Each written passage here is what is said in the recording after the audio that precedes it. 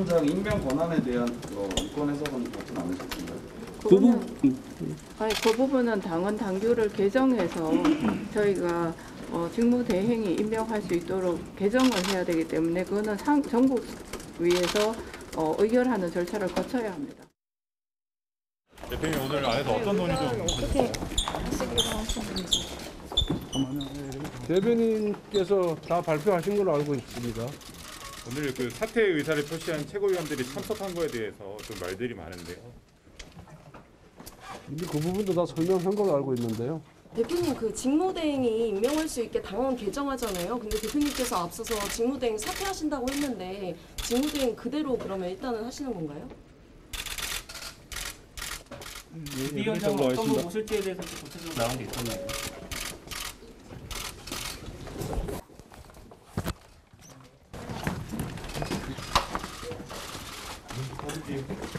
이번 주 금요일에 가능한 건가요? 이제는 전국이 의장한테 넘어갔기 때문에 전국이 의장한테 물어보세요. 출 관련해서 비대위원장을 누구로 지명하실지도 좀 논의하셨을까요? 후보군이 좀 추려진 게 있을까요, 대표님? 원외인지 원외 인사인지 정도는 얘기를 하셨을까 궁금한데. 비대위원장과 관련해서 전혀 얘기가 없었습니다. 비대위 기간 관련해서 혹시 얘기가 있어요? 내려가십니다. 네, 김병민 위원장님, 현역 지금 현직 국민의힘 당협위원장을 맡고 계시잖아요. 이제 당과 돌아가는 소식을 누구보다 좀 명확히 알고 계실 텐데 지금 어떤 일정대로 국민의힘 지도부 체제 개편이 논의가 되고 체제 전환이 이루어질 것으로 예상하고 있나요?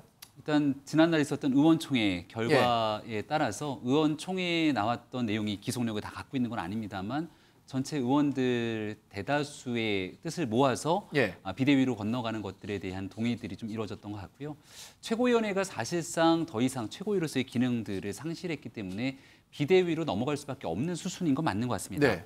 지금 권성동 원내대표의 표정이 썩 좋지가 않은 이유는 일각에서는 권성동 원내대표가 남아있는 상태에서 비대위로 넘어가는 것이 과연 합리적인 절차를 따르는 것이냐 이런 논쟁들이 계속 있는 거거든요. 그러니까 최고위원을 사퇴하겠다고 얘기했던 배현진 최고위원 등이 비대위로 넘어가기 위한 최고위원회 의결을 하게 되는 것이 이제 이준석 대표 등에 대한 반발을 사고 있기 때문에 비대위로 가는 것들에 대해서는 전체적인 총의가 이준석 대표 측을 제외한 거의 대다수의 뜻들이 모아지고 있습니다만 당원 당규 해석 또 남아있는 절차상의 문제 등을 두고 거듭 갈등이 계속되고 있어서 앞으로 전국위원회, 이 상임전국위원회를 통해 비상대책위원회를 출범하기까지 넘어야 될 산들이 꽤나 산적해 있다 이렇게 볼 수 있겠습니다. 네. 장성철 소장님, 국민의힘이 비대위 체제로 전환하는 것 이미 다른 정당들도 비대위 체제로 운영되고 있는 사례가 있기 때문에 아주 이례적인 건 아닙니다만 지금 잠깐 먼저 들어온 소식부터 전해드릴까요? 박순애 교육부총리, 국민이 원치 않는 정책은 폐기될 수 있다라는 얘기를 전했는데요. 초등학교 입학 연령, 취학 연령을 만 6세에서 만 5세로 1년 하향 조정하는 문제가 불거졌었는데 애초 윤석열 대통령도 이 문제에 대해서 빠르게 좀 진행하라라는 얘기를 전한 것으로 알려졌는데 지금 박순애 교육부총리 국민이 원치 않는 정책은 폐기될 수 있다는 입장을 밝히면서 취학 연령 하향 조정에 관한 논의는 다시 원점으로 돌아갈 수도 있는 분위기가 조성되는 모양새입니다. 박순애 교육부총리 지금 들어온 소식을 전해드리면 국민이 원치 않는 정책은 폐기될 수 있다라고 밝혔는데 취학 연령을 만 6세에서 만 5세로 낮추는 방안에 대한 세간의 여론을 반영한 발언이 나온 것으로 풀이되고 있습니다. 장 소장님 말씀을 좀 이어가겠습니다. 국민의힘이 이렇게 비대위로 가는 건 과거에도 전례가 있었기 때문에 과거 사례만 놓고 보면 그럴 수도 있는 거 아닌가라고 생각할 수도 있는데 이번에 이렇게 좀 더 시끄러운 이유는 어디에 있다고 보세요? 과거의 비대위는요, 당이 정말 비상 상황이어가지고 당내 갈등과 혼란을 수습하기 위해서 비상대책위원회로 간 거예요. 근데 이번에는 다른 게 뭐냐면 비상대책위원회를 만들기 위해서 당을 혼란과 갈등, 최고위원들을 사퇴를 시켰어요. 선우가 다른 거죠. 그러니까 이 부분은 결국엔 대통령실에서 당을 장악하기 위해서 당의 최고위원들 없애고 그리고 이준석 대표가 복귀하는 것을 막기 위해서 당을 비대위 체제로 바꾸겠다라는 것에 대해서 그러한 비판이 나올 수밖에 없다라는 생각이 들고요. 예.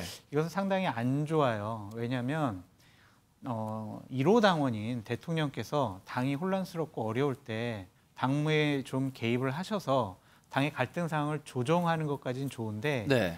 이번에는 어떠한 경우냐면 당대표를 쫓아내거나 아니면 당대표가 다시 대표직으로 복귀하는 것에 대해서 막기 위해서 당무에 개입하셨단 말이에요. 누구를 통해서? 본인이 직접 텔레그램이라는 것을 통해서 네. 내부 총질이라는 단어를 통해서 명백한 사인을 주셨고 지난 주말에 이진복 정무수석을 권성동 원내대표라든지 아니면 최고위원들을 만나게 해서 본인의 네. 뜻을 관철시켰단 말이에요. 그 관철시킨 결과가 뭐냐면 주말부터 나온 최고위원들 사퇴입니다. 그러니까 이것은 상당히 안 좋은 선례를 남겼다라는 좀 생각이 들고요. 앞으로 전 당이 더 문제가 될 것 같아요. 뭐냐면 비대위원회가 이제 만들어지잖아요. 네. 그 비대위원회와 비대위원들은 대통령만 바라볼 수밖에 없고요. 정무수석이 무슨 얘기를 전달해 오느냐 그거에만 안테나를 세울 수밖에 없어요. 당의 독자적인 추진력이라든지 네. 독자적인 생명력 다 잃어버린 상황이 됐다. 결국 저는 집권 여당이 죽은 정당이 된 거 아니냐 그런 식의 비판도 하고 싶습니다. 네. 전 의원님, 예. 6일 지방선거에서 민주당이 패배한 후에 민주당도 비상대책위원회 체제로 지금 가동이 되고 있잖아요. 그렇습니다. 그래서 예. 당대표를 뽑기 위한 전당대회를 우상호 비상대책위원장이 준비하고 있는데 사실 이 정당이 이렇게 비상대책위원회로 구성될 때는 일반적인 지도체제가 완성됐을 때와는 좀 어떤 동력이 다른가요? 어떻습니까? 아무래도 같을 수는 없겠죠. 오늘 저희가 의원총회가 있었는데 의원총회 자리에서 우리 우상호 비대위원장이 모두 발언을 통해 가지고 지금 집권 여당인 국민의힘도 비대위 체제로 전환을 네. 하고 민주당은 이미 비대위 체제로 지금 운영이 되고 있고 정의당도 비대위 체제로 네. 전환을 했다고 합니다.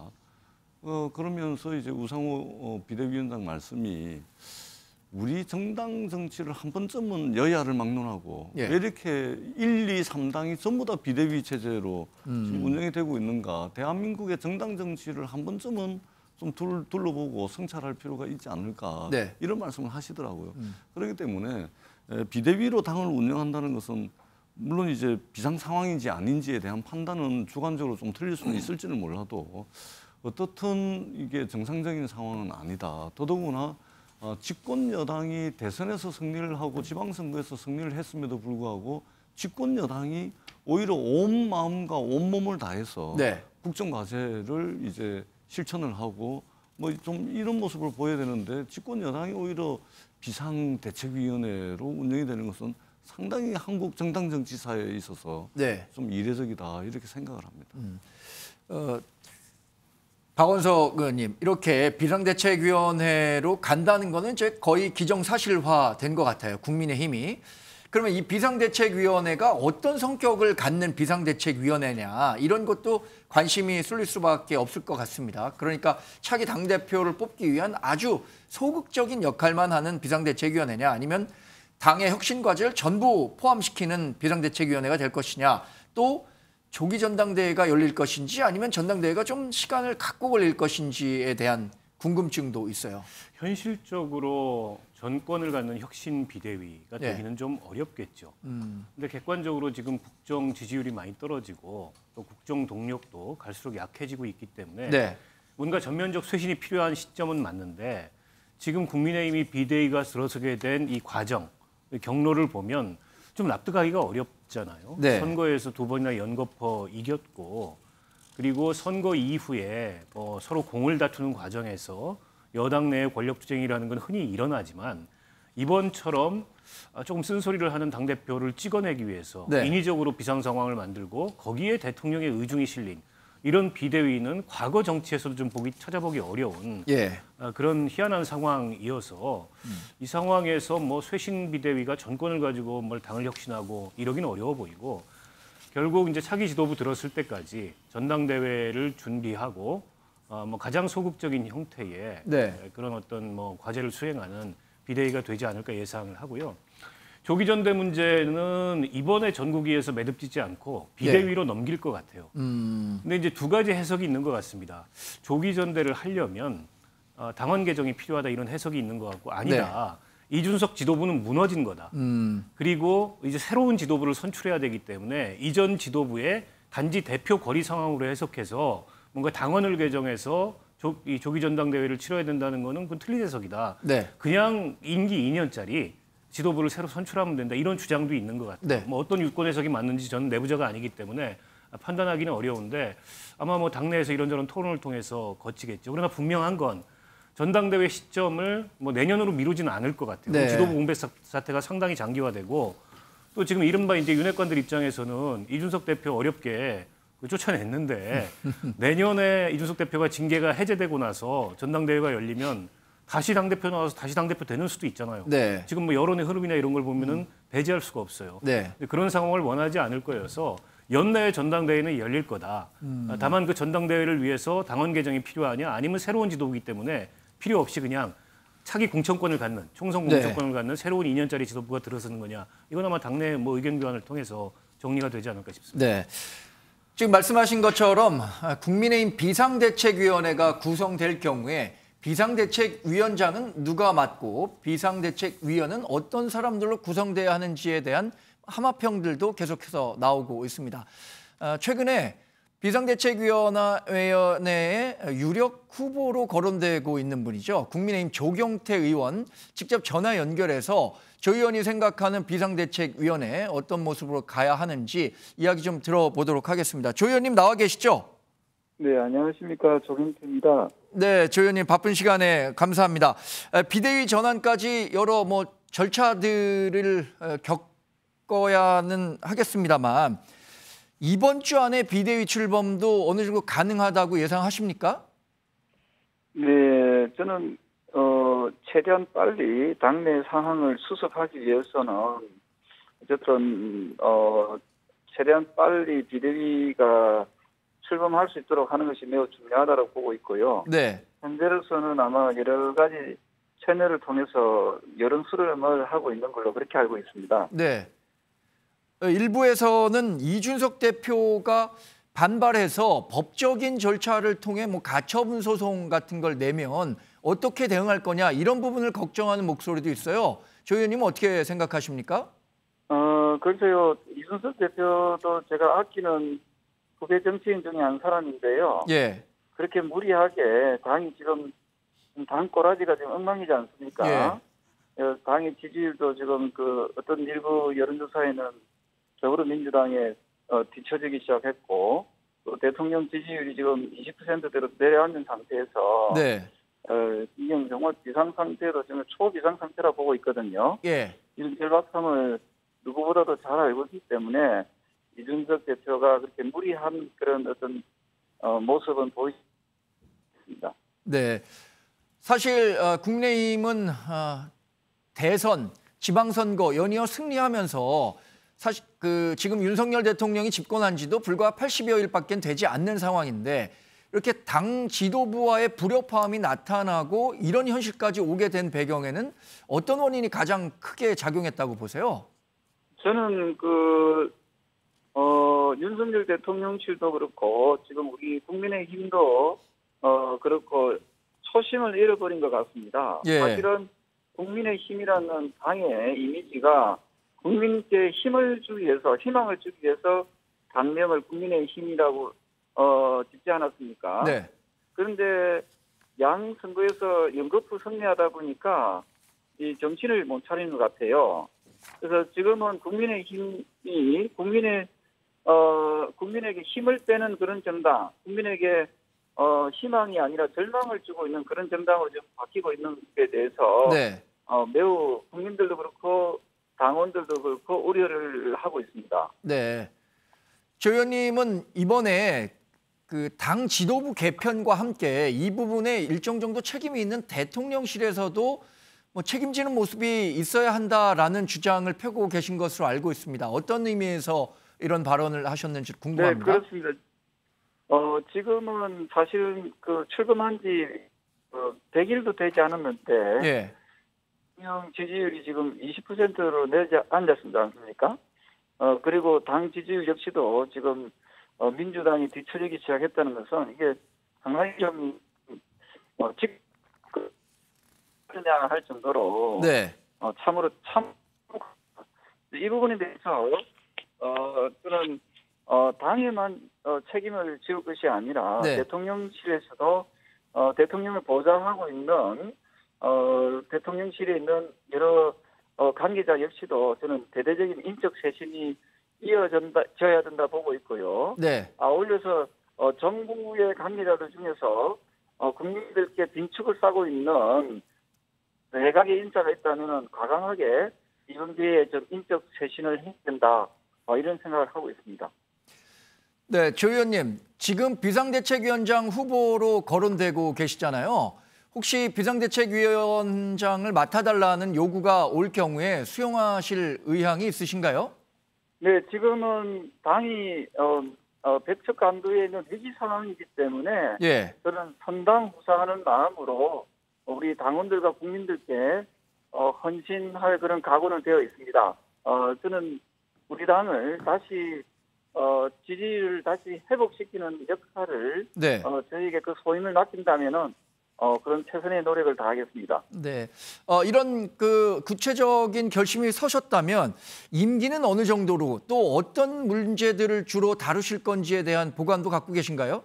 네, 임기는 그 개인적으로 혼자서 결정할 문제는 아니라고 보고 있거든요. 예. 저는 그 많은 당원들과 국민들의 어떤 소통을 통해서 그 적절한 임기를 정해야 된다고 보고 있고요. 네. 사실은 저 개인적으로는 비상대책위원회가 너무 길어지는 것도 저는 크게 좋지 않다 이렇게 보고 있기 때문에 네. 어쨌든 당을 하루빨리 정상화시켜 내몰아서 저는 정상적인 지도부, 전당대회를 통한 지도부, 새로운 지도부가 탄생하길 바라고요. 네. 그전에 비상대책위원회가 해야 될 일은 당과 정부와 또 대통령실의 인적 쇄신을 통해서 완전히 새롭게 거듭나는 집권당이 될 수 있도록 하는 것이 저는 이번에 비상대책위원회에서 해야 될 책무 중에 하나라고 보고 있습니다. 네.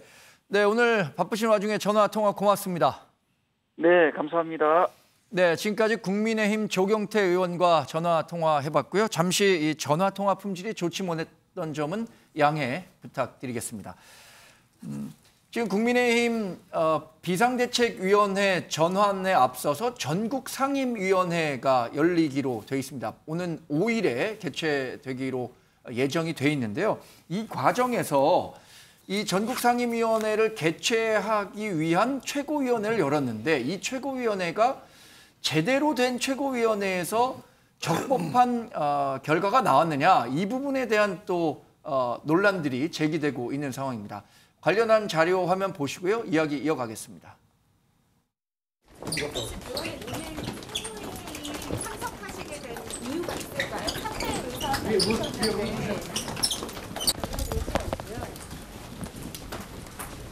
지금 저희가 당의 비상 상황으로 상정하고 어제 당론 채택에 따라서 이를테면 인수인계 시간이 필요하다고 원내대표께서 요구를 하셨기 때문에 제가 이제부터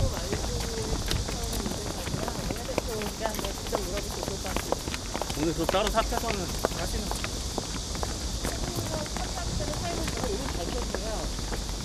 또 이 사항은 오늘 자리를 요청하신 원내대표실에 한번 문의를 해볼 수 있을 것 같습니다. 다른 최고위원들의 사퇴를 위장사퇴라고 비판하고 있거든요. 거기에 대해서는 이제 그 사퇴를 하고자 하는 다 이제 진정한 의사고 이제 거기에 대해서 당에서 지금 일단 과도기 그 전환하는 과정에서 최고의 기능이 남아있기 때문에 그래서 수리가 안 된 거죠 당에서. 의원이 아까 전에 하셨던 말씀 사퇴서를 내셨는데 수리가 안 됐다는 말씀이에요? 그래서 사퇴 의사를 밝혔는데 이제 당에서는 이제 일단 아직 수리가 안 된 거죠. 사퇴서는 언제 내실 예정이세요? 사퇴서는 저는 이미 제출을 했습니다. 그럼 배현진 최고도 사퇴서를 제출을 하신 거예요? 배윤진 최고는 모르겠습니다. 보수진 최고가 사퇴서를 냈나요? 사퇴서를 냈습니다. 예, 그래서 제적수에서 제외를 했습니다. 이게 사퇴 의사를 표명한 두 분의 최고위원이 오늘 최고위에 참석하는 게 위장 사퇴 쇼다 이렇게 김용태 최고위원이 이야기했는데. 예, 그 부분은 사퇴 의사를 표명을 하더라도 사퇴 의사 그 사직원이 당 기조국에 제출돼서 수리되지 않으면 법률상으로는 아직까지 사퇴가 된 것이 아닙니다. 우리가 사직할 때도 마찬가지지 않습니까? 그리고 기본적으로 우리가 비대위가 출범하기 전까지는 최고위원회 최소한의 기능을 유지를 해야지 어떤 급박한 상황이 발생했을 때 대처를 할 수 있지 않겠습니까? 그래서 오늘 회의에서도 최고위원들께 좀 그 사직서를 제출하는 것을 좀 보류를 해달라라고 말씀드렸습니다.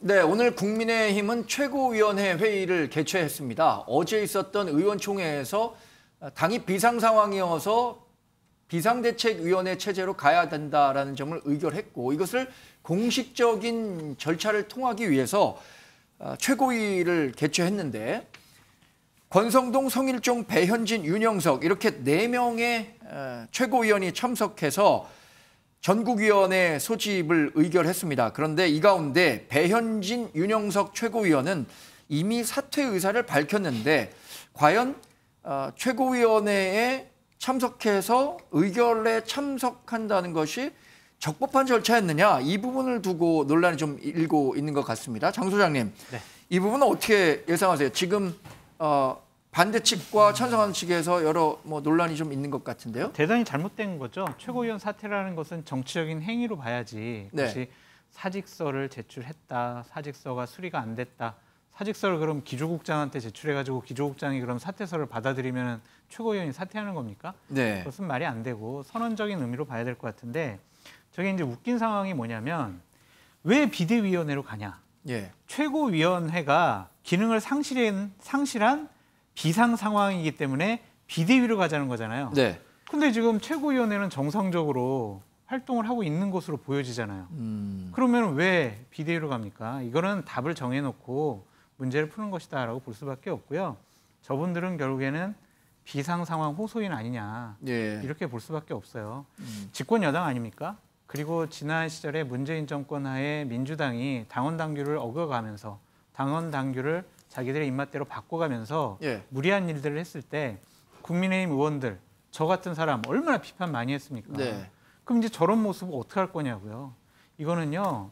민주당에 대해서 실망을 한 국민들이 정권 교체를 해주셨는데 이거는 똑같이 닮아가는 거다. 이거 국민들이 조용히 보고 계시다가요. 나중 되면 이런 거 쌓아가지고 선거 때 심판하세요. 네. 제발 저런 비상식적인 해명, 행동 하지 않았으면 좋겠습니다. 네. 당장 이 부분에 대해서 이제 이준석 대표라든가 이준석 대표와 비교적 가까운 김용태 최고위원, 정미경 최고위원은 절차상의 문제가 있었던 것이라는 요지에 비판 성명을 내놓고 있습니다. 그런데 김병민 의원님, 예.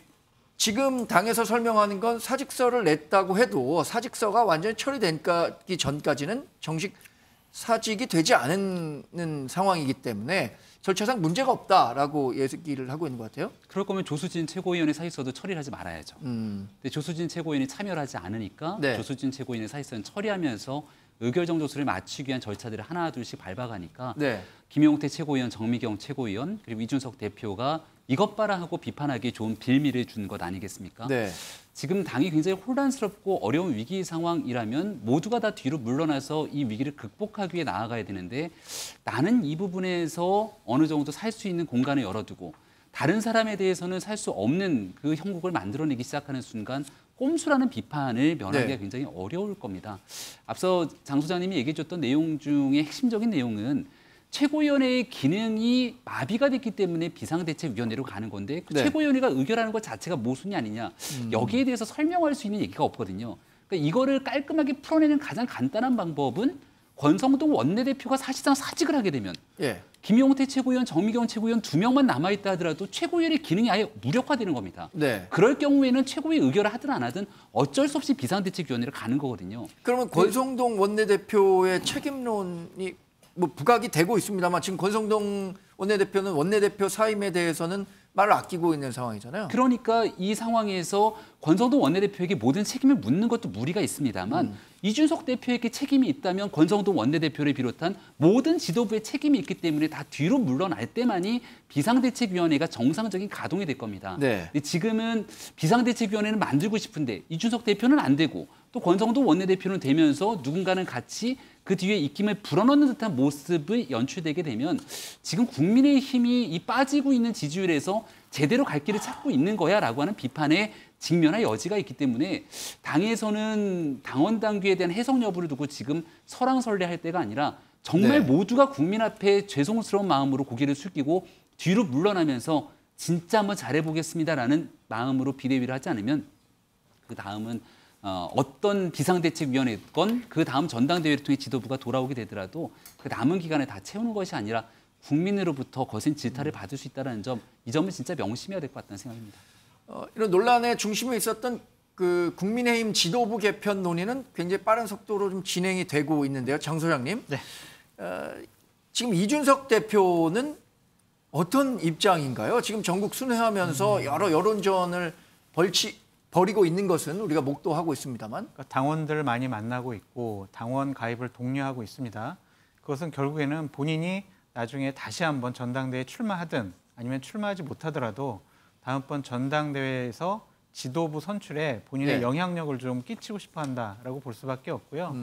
저러한 이제 좀 비상식적인 일들이 당에서 벌어진 것에 대해서 법적인 소송을 할 거 아니냐, 가처분 신청을 할 것이 아니냐, 그런 이제 얘기도 나오는데 저는 어떻게 할지는 아직 결정을 못한 것 같아요. 왜냐하면 많은 중진 선배 의원들이 이준석 대표한테 그러지 말아라, 좀 차분하게 대응해라, 그리고 가처분 신청하지 말아라 라고 제안을 하면 이준석 대표가 그 부분에 대해서는 답을 안 한대요. 그러니까 묵묵부답이래요. 그러니까 지금 어떻게 본인이 처신해야 될지 아직 결정을 안 한 것 같고요. 저는 국민의힘 너무나 안타까워요. 대선도 이기고 지선도 이겼잖아요. 그래서 정말 단합을 해서 제대로 국정 운영을 뒷받침을 하면 다음번 총선에서도 이길 가능성이 있는데 이렇게 당권, 공천권을 두고 싸우는 저런 모습을 보이면요, 다음번에 정말 어려운, 서울의 어려운 지역을 갖고 있는 우리 김병민 위원장 같은 분은 어떡합니까? 지금 최고위원들 봐보세요. 윤영석, 배현진, 권성동, 예를 들면 지금 핵심적으로 관여하고 있는 장제원, 이런 분들은 지역구가 상대적으로 좋아요. 이런 분들은 저렇게 당이 혼란스럽고 비상식적이고 국민들께 합리적인 설명이 안 되더라도 다음번 총선에서 당선될 가능성이 있지만 어려운 곳에서 지금 열심히 일하고 있는 당협위원장분들 다음번 선거 어떻게 할 거냐고요. 저는 이 부분을 걱정하는 겁니다. 박원석 의원님, 이준석 대표와는 방송 활동을 통해서 여러 차례 교류를 좀 하셨죠. 상대적으로 이준석 대표에 대한 이해도도 좀 높으실 테니까 이준석 대표가 지금 여러 행보를 이어가고 있습니다. 전국 순회하고 온라인 당원 모집하고 그래서 잠재적 우군들을 확보하는 노력들을 하고 있는데 결국에 이준석 대표는 어떤 식의 활로를 모색할 거라고 예상하세요? 지금은 일단 본인이 할 수 있는 정치를 하고 있다고 생각하고요. 일종의 여론전을 펴는 거죠. 일각에서는 이준석 대표가 이 상황을 받아들일 수 없기 때문에 법적 대응이나 이렇게 나서지 않겠는가 이런 관측도 있는데 저는 그런 대응은 하지 않을 것 같아요. 실효성을 거두기도 어렵고 물론 여러 가지 지금 무리수가 동원이 되고 있습니다. 특히 이제 오늘 아침에 최고위원회도 마찬가지고. 근데 그렇다 하더라도 정당이라는 게 이제 고도의 자치를 보장받는 영역이기 때문에 법원이 아주 절차적인 결함이 있거나 아니면 정치적으로 큰 어떤 문제가 있지 않은 이상 개입을 잘 안 할 거예요. 자칫 법원에 이걸 가져갔다가 그 결정의 정당성만 부여해주는 그런 결과를 낳을 수도 있고 이준석 대표가 그걸 모르지 않기 때문에 그런 대응은 하지 않을 거로 예상을 하고 다만 이 상황을 정치적으로 승복할 수는 없겠죠. 결국 이준석 대표는 지금 여론을 보면 어쨌든 윤 대통령이나 윤핵관들이 좀 너무하다라는 그 이준석에 대한 동정론, 또 이준석 대표에 대한 지지 이런 것들이 있거든요. 지금 당대표 여론조사를 해보면 차기 당대표에서도 이준석 대표가 여전히 우위에 있는 걸로 나오고 그러나 이제 차기 당대표에 도전할 기회가 봉쇄될 수 있을 텐데 그럼에도 불구하고 강력한 이 여당 내 야당의 진영을 혹은 그런 이미지를 전 구축했다고 봅니다. 이제 그걸 기반으로 당내에서 일종의 자기 정치를 할 거고 윤핵관들하고 계속 이제 이 긴장 관계를 만들어 나가지 않을까 예상이 되고 물론 개인적으로는 실현이에요. 어떻게 실현이 아니겠습니까? 이게 대통령과 맞서는 형국이 됐는데 그러나 또 한편으로 보면 그런 실현이 이준석이라는 정치인에게 정치적 자산이 되는 측면도 있거든요. 그래서 또 위기는 뭐 전화위복이라고 이 화를 또 이 위기를 어떻게 극복하느냐에 따라서 이준석이라는 정치인의 앞으로의 가능성, 네. 또 앞으로의 뭐 전망 이런 것들이 열리지 않을까 싶습니다. 네. 국민의힘 내에서도 이준석 대표의 행보, 어떤 식의 행보를 보일 것인지에 대한 관심이 커지고 있죠. 그래서 당내에서 나오는 이준석 대표의 이 향배, 어떤 식으로 움직일지에 대한 내용도 한번 들어보겠습니다. 만약에 조기 전당대회로 가서 다음 대표를 뽑게 된다 그러면, 선출하게 된다 그러면은 이준석 대표로서는 돌아올 여지가 지금 없어지는 겁니다. 그런데 되네. 현재 비대위 체제는 그것은 아니거든요. 이게 비대위가 기간을 어떻게 잡고 성격을 어떻게 잡느냐에 따라서 이준석 대표의 그 대응이 좀 달라지지 않을까. 저는 뭐 그렇게 생각을 합니다. 이제는 하도 안 되니까 최고위 기능을 상실시키려고 순번을 정해놓고 마치 한 사람씩 지금 사퇴를 하고, 저는 처음에는 설마 했거든요. 근데 이제 지금 와서 보니까요, 이준석 대표를 내쫓으려고 하는 거였구나. 그게 다 드러났다는 생각이 드는 거예요. 네, 재밌는 것은 이렇게 이준석 당대표에 대한 뭐 여론의 관심이라고 할까요? 이게 높아지다 보니까 재미있는 여론조사 결과도 나왔습니다. 범보수 차기 대권주자 적합도를 봤더니 한동훈 법무부 장관이 13%로 1위를 했고요. 이준석 당대표가 9%를 기록하면서 오히려 안철수 의원을 넘어서는 이런 여론조사 결과도 나왔는데요. 그리스 영웅 서사시 이런 걸 보면은 이제 역경을 극복하고 고난을 극복한 사람이 거대 세력과 맞서서 영웅으로 등극하는 경우들이 많았어요. 이번엔 이 결과를 놓고 본다면 한동훈 법무부 장관은 야당에서 좀 이렇게 좀 시달리다 보니까 범보수 지지세를 받은 게 아닌가 싶고, 이준석 당대표는 이렇게 국민의힘 내에서의 실현을 통해서 정치적 체급을 좀 높인 게 아닌가라는 생각도 듭니다. 전 의원님 어떤 판단하세요? 정치를 극히 서정적으로 보면 예.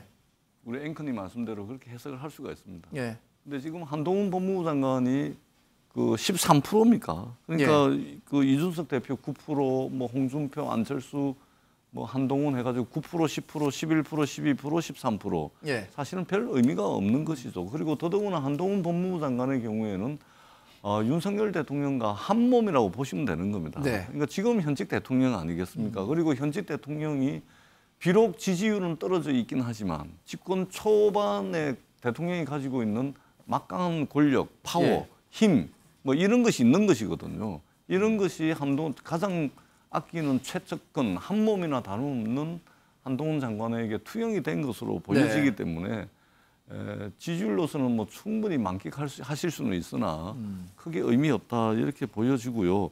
이준석 대표 같은 경우는 사실상 가장 막강한 집권 초반의 대통령에게 내부 총질하는 당 대표로 찍힌 이상 사실상 이제 정치는 끝난 것으로 이제 보는 것이 상식적이겠죠. 그리고 대통령의 뜻이 국민의힘을 통해 가지고 오롯이 100% 윤석열 대통령의 의중이 관철되고, 그리고 이것을 관철시키기 위해서 절차와 과정상에 상당한 무리수를 두면서까지 지금 윤핵관들이 움직이고 있기 때문에 사실상 국민의힘 당원으로서 어떻게 차후에 정치를 도모한다든지 하는 것은 사실상 좀 어렵지 않을까. 네. 그럼 전 의원님 말씀하신 것처럼 지금 집권 초기에 있는 윤석열 대통령과 이준석 당대표가 굉장히 갈등을 하고 이런 상황에서 본다면 정치적 입지가 굉장히 좁아질 거다라는 전망을 하셨잖아요. 사실 좁아졌고. 그러나 그 과정에서 그러면 새로운 활로를 모색하기 위한 이준석 대표만의 정치해법 이런 것들 생각해 볼 수 있지 않을까요? 사실은 지금 이준석 대표가 SNS에 글을 올리고 뭐 울릉도도 가고 포항도 가고 뭐 완도도 가고 제주도도 가고 지지자들 만나고 있는데 사실은 부질없는 짓이죠. 힘으로 밀어붙이는데 더더구나 집권 초에 지지율이 떨어져 있는 대통령이라 하더라도 막강한 힘을 가지고 있는 현직 대통령이 그리고 그 주변의 윤핵관들이 힘으로 몰아붙이는데 저기서 배겨날 수 있는 정치인이 누가 있겠습니까? 그렇기 때문에 사실상 이준석 대표가 선택할 수 있는 어떤 법적으로 쟁송을 벌인다든지 아니면 장외에서 지금 벌리고 있는 저러한 것들은 사실은 부질없는 것이죠. 그래서 이전에 윤석열 대통령이 정치에 처음 입문했을 때 윤석열 후보를 위해서 비단 주머니 5개인가요? 준비를 했다 그러는데 정작 자기 자신을 위한 비단 주머니를 준비했어야 되는데 지금 상황이 이제 이렇게 됐다라고 보고 정치라는 게 이렇습니다. 한순간에 이렇게 훅 가기도 합니다. 그래서 이제 권력이 비정하고 엄혹하다라고 우리가 표현을 하는데 직접 플레이를 하는 사람보다는 그것을 관전하는 사람들, 훈수두는 사람들이 훨씬 더 많은 수를 보게 마련이죠. 아무래도 본인의 문제는 이제 자신의 눈으로밖에 볼 수가 없는 것이죠. 그래서 뭐 당을 달리하는 저희들이 지금 볼 때는 뭐 이렇게 보는 것이 뭐 그 상식적이지 않을까 이렇게 보여지고 다만 이제 국민의힘이 정말로 이번에 이준석 당대표를 쫓아내는 과정을 거치면서 이게 상처가 남을 겁니다. 근데 이 상처는 쉽게 지워지지 않을 겁니다. 권력 투쟁을 통해서 아주 커다란 상처가 남을 텐데 두고 국민의힘의 어떤 아킬레스건으로 큰 상처로 남지 않을까. 아무리 쫓아내더라도 좀 이게 절차와 과정이 그럴듯하고 국민들에게 좀 공감을 얻을 수 있는 방법으로 해야 되는데 그냥 힘으로 몰아붙이고 있는 거 아니겠습니까? 더더구나 들키지 말아야 될 일들까지 들켜가면서 문자 메시지 다 공개가 되고 결국은 대통령의 마음이 다 드러나버린 거 아니겠습니까? 그런 측면에서 지워지기 어려운 상처를 남기는 과정을 거치고 있다. 이렇게 보여집니다. 범보수 대통령 적합도 여론조사에서 말씀드린 것처럼 한동훈 법무부 장관이 1위를 차지했습니다. 그래서 이런 경우가 과거에도 윤석열 검찰총장 시절에 윤석열 검찰총장이 차기 대통령 여론조사에서 상당히 높은 수치가 나오면서 윤석열 당시 검찰총장은 자신을 대선 후보군 여론조사 명단에서는 제외해달라 이런 얘기를 하기도 했었는데요. 비슷한 얘기들이 국회에서도 나온 모양입니다. 직접 들어보고 이야기 이어가죠. 차기 대권주자 여론조사에서 우리 장관님께서 유력 대권주자로 등장했고 윤석열 정부가 출범한 얼마 되지 않은 이 정권 초기에 이러한 여론조사가 대통령의 국정 운영에도 부담이 될 뿐만 아니라 장관님의 부처 운영에도 부담되는 측면이 있지 않나. 윤석열 대통령의 경우에도 총장 재임 시절에 대선 후보 여론조사에서 본인의 이름을 빼달라고 요청하신 적이 있다. 이런 말씀을 참고적으로 드리겠습니다. 유념하겠습니다. 질의 마치겠습니다. 한동훈 법무부 장관은 어제 이 신임 검사들에게 보낸 메시지 영상을 통해서도 새로운 메시지를 내놓기도 했는데요. 관련 영상도 한번 살펴보겠습니다. 70년간 축적된 검찰의 수사와 재판에 대한 역량은 대한민국 국민의 자산입니다. 여러분은 대한민국 국민이 내는 세금으로 앞으로 월급 받아 일할 사람들이고요. 여러분의 주인인 대한민국의 국민을 위해서 여러분의 일을 하십시오. 그게 우리의 일입니다. 박 의원님. 한동훈 법무부 장관의 대중적 인기가 상당히 정치권에서 보기 어려운 현상처럼 굉장히 높은 상태로 유지가 되고 있는 것 같아요. 어떤 면이 이렇게 대중에게 어필하고 있을까요? 민주당이 만든 거죠. 사실은 정권 교체 되기 이전에 어쨌든 정권으로부터 탄압받는 이미지. 그럼에도 불구하고 검사직을 그만두지 않고 꿋꿋하게 원칙과 소신을 가지고 버텼다. 이런 이미지가 한동훈 장관을 법무부 장관으로 만든 거 아니겠습니까? 윤석열 대통령의 측근이기도 하고.